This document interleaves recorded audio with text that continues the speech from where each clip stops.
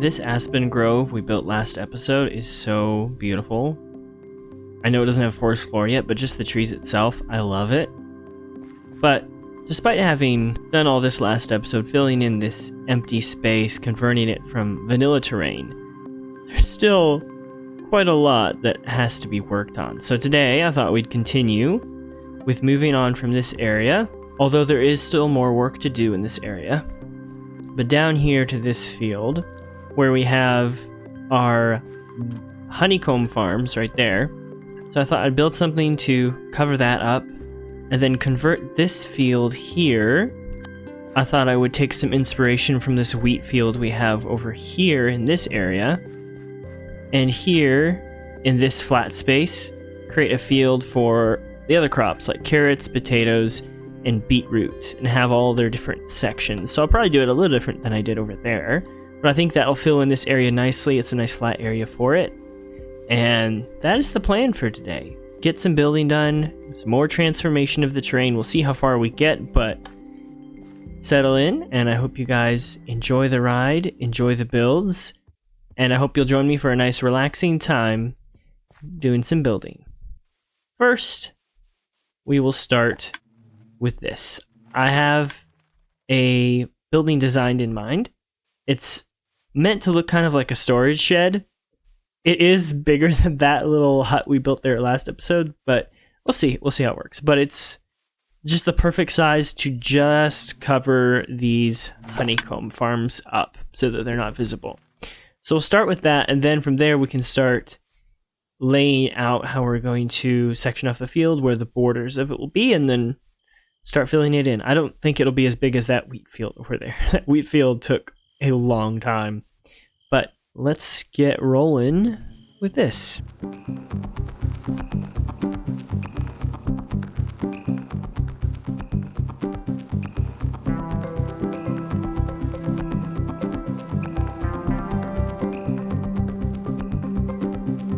And here we have it. It's a very simple house.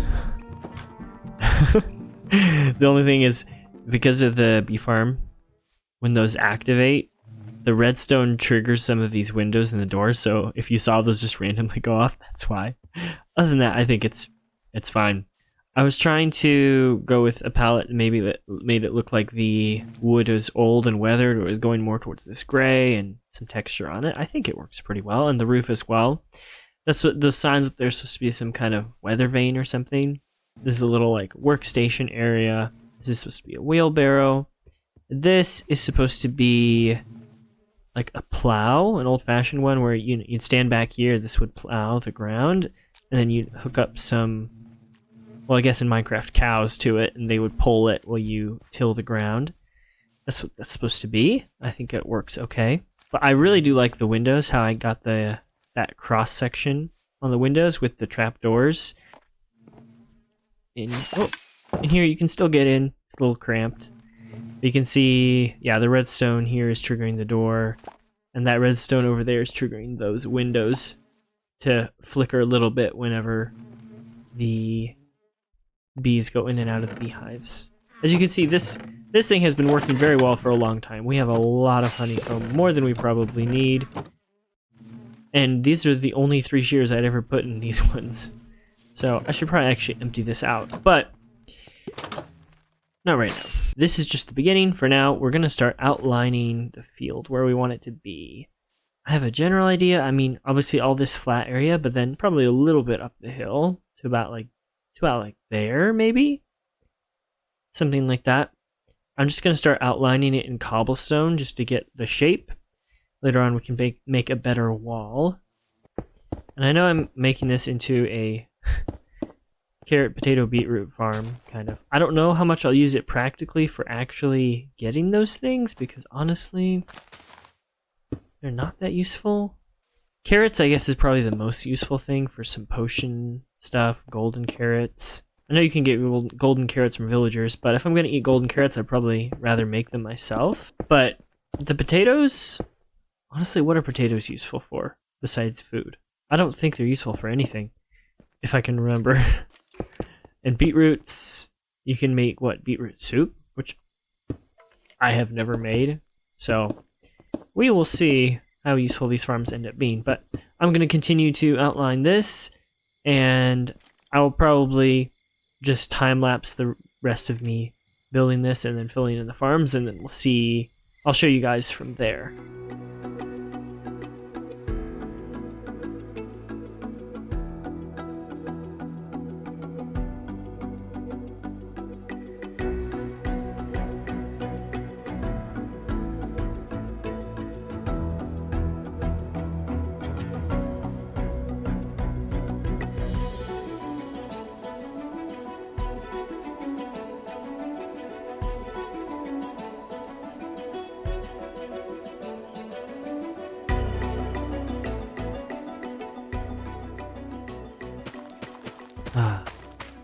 Just the last few seeds.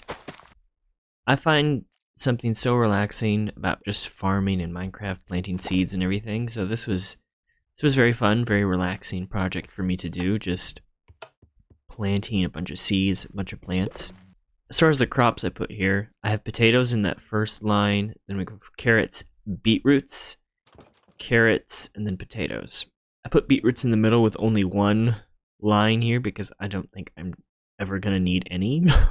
I just wanted to plant it to have some, and carrots in these other sections. These are the two biggest sections because I think I would use the most carrots because you use them for potions. You can use them for golden carrots just to eat and stuff. So they're actually somewhat useful. And then I did some decor around the outside of this house. Kind of continuing with the theme last time where we had the different plants around there. I added some more of these goldenrods and not lilacs, milkweed around the outside here. And I even planted beetroot out back here.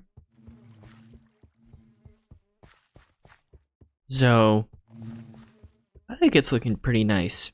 It's nothing too fancy, but it just fills in some of the empty space, adds something new to look at in the terrain. I like it. I think this works pretty well. I like the mangrove roots as kind of the division between the crop fields. Kind of like some kind of brown hedge or something. Yeah, I like the different sections of the field. It implies maybe that, year by year they do some kind of crop rotation here. So that works really nicely. But we are not done with building for this episode. One thing I would like to do is upgrade the border to the field to a better type of fence, better wall. Right now it's literally just a block of cobblestone. So I want to work on that, but also that little hill right there. I thought that'd be a really nice place for a tree on the outskirts of the field. And I've designed a tree. I based it off of an elm tree in real life. And they have a very interesting shape of like how it goes out and then the branches kind of go up quickly, but then they kind of arch over, if that makes sense. So they branch out pretty far. From what I looked up, they're very good shade trees just because of how they branch out. So they have a very unique shape. So I wanted to try to recreate that. Hopefully this one looks good. But I want to build that right there, and I think that will kind of complete the picture for today. Nice wall to this field, and then a nice elm tree.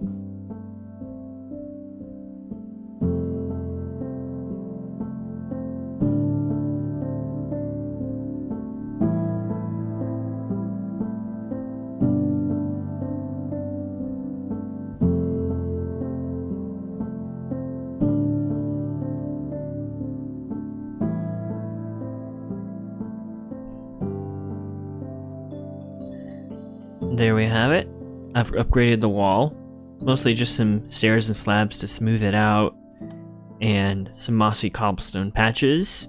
It's very simple. I'm not really gonna see it that much or look at it. And then I extended the grass, added some flowers and stuff under the tree. This is our elm tree, which to me, I like a lot better than I do our cottonwood. The more I look at this cottonwood tree, I'm not that happy with it. I may redo it at some point.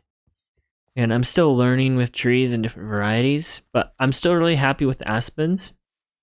I think it looks really good, especially together as a grove of trees like that. But this elm tree, I'm pretty happy with. It's mostly gray. It's actually like basalt, deep slate, tough, and then all those other leaves. But you can see the arching branches. It goes up and then arches down.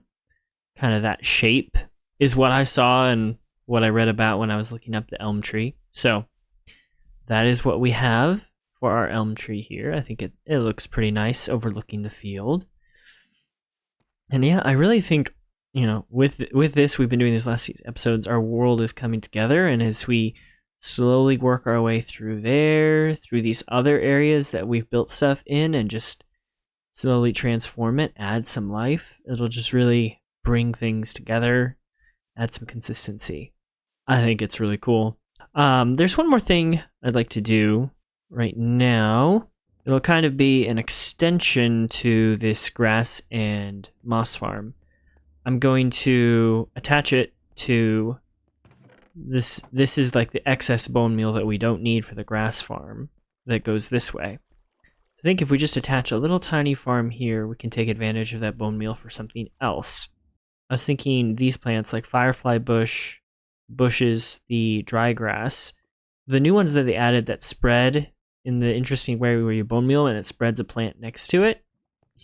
I think we can create a little farm for those plants because I'll need it for some terraforming. So I think it should be fairly simple.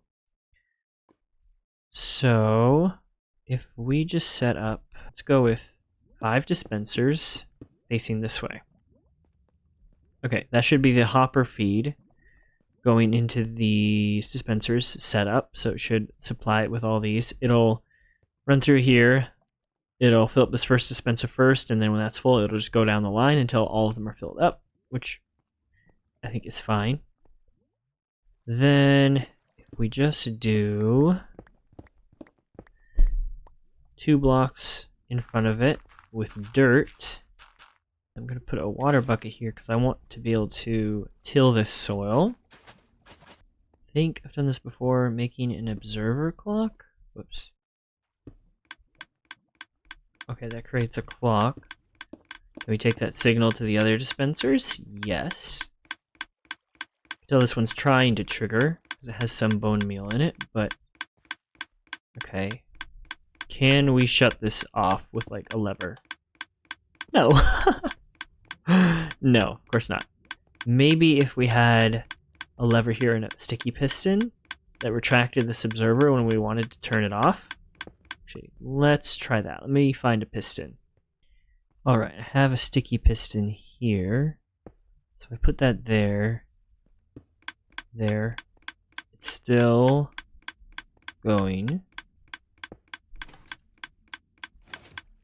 Okay. Yeah, that can be our shutoff switch right there. Okay. Oh, one more thing. The reason I had the tilled ground, want to be able to put hoppers underneath this. Okay, so we have hoppers underneath all of this farmland, and the farmland is a little bit less than a block, so I think hoppers can pick up through that, unless I am totally wrong.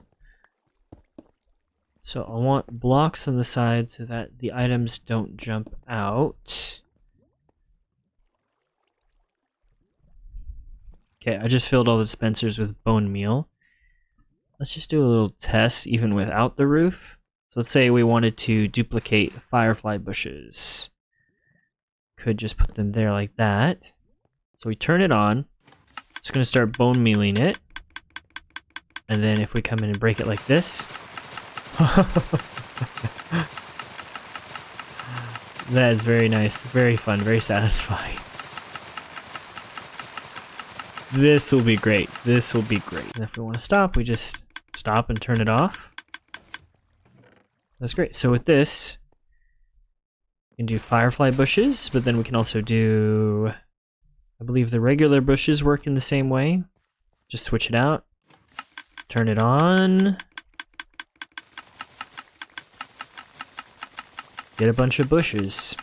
Yeah, this is really great just to take advantage of the bone meal farm we already have here. To get grass and get all these bushes. This will be great for landscaping and terraforming. This is great. And then the dry grass as well should work the same. But it will only give me the short kind, which is fine. We will have more than enough, I believe, of what we need. Yeah, this is perfect. That was very simple to set up and will be a huge help. One other thing I would like to do today is to go check out that trail ruin we found a couple episodes ago and do some archaeology with it. I know that it may not be that exciting, but I honestly have never done the archaeology in the game. I've never found the sniffer. It's not something I've ever tried. So I want to try it. But I don't even know how to make that archaeology brush. What is it called? Not bush. Brush? Probably need to do it in a crafting table. Oh, brush. It's just called a brush. A feather, a copper ingot, and a stick. I'll go get those materials, and then we'll go check out that trail ruin. Alright, here is the top of the trail ruin I had found before. I marked it with some leaves so I could find it later. Here I believe is one piece of suspicious gravel, so do you just hold down? Right click? Okay. Yeah, this is my first time ever doing this. It looks like a brick. Okay, and then it just turns into regular gravel, it looks like. So do we just dig this down? A purple candle? We're supposed to excavate the whole thing? Can we find a sniffer egg in a structure like this? I don't know if there's specific rules about where you can find a sniffer egg. I have no idea. So there's no like interior to it from what I can see so far. It's just dig down a bunch of blocks. Interesting. Pottery shard? Or shard? However you want to say it. Sheaf pottery shard? Interesting. Well, I guess we'll keep digging this down and let you guys know if I find anything interesting.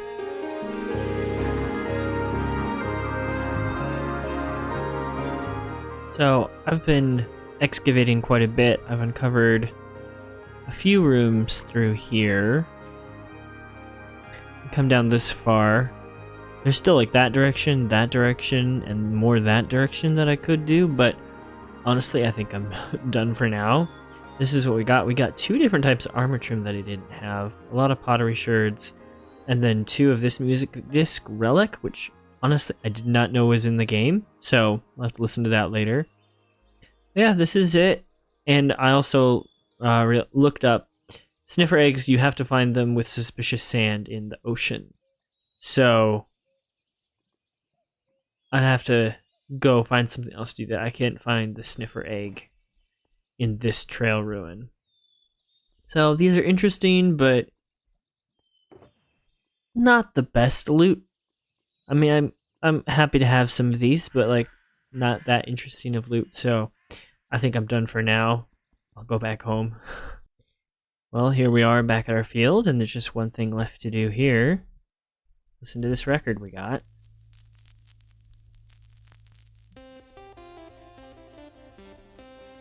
I don't think I've ever heard this one before. But now, as the sun sets, we're out of time for today's episode. So I hope you guys enjoyed it. Enjoyed the wheat field, enjoyed the elm tree, and our little adventure. Hope you guys have a wonderful day, and I'll see you guys all in the next episode. Bye!